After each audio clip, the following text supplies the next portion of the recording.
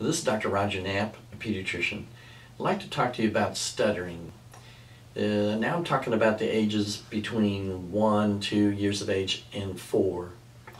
And typically 3-year-old, they actually what we call stammering, non-fluid speech, but it will sound like stuttering to most parents.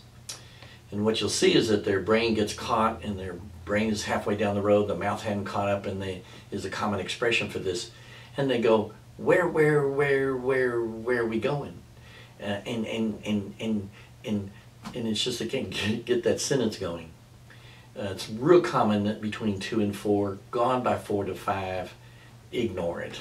You don't need to get any speech therapy. Stuttering is where instead of the first word of the sentence, it's the first letter of that word, and it's during the sentence.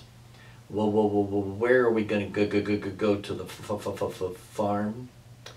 And so that's more stuttering, and that needs speech therapy. But kind of ignore the little kids who stammer, and it looks like stuttering. It's gonna go away later.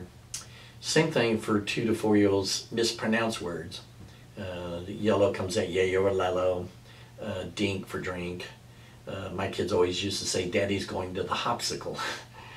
So that's pretty common, and it just gets better with time. Encourage them to say something better. If you'll say yellow, I'll give you a goldfish cracker or something.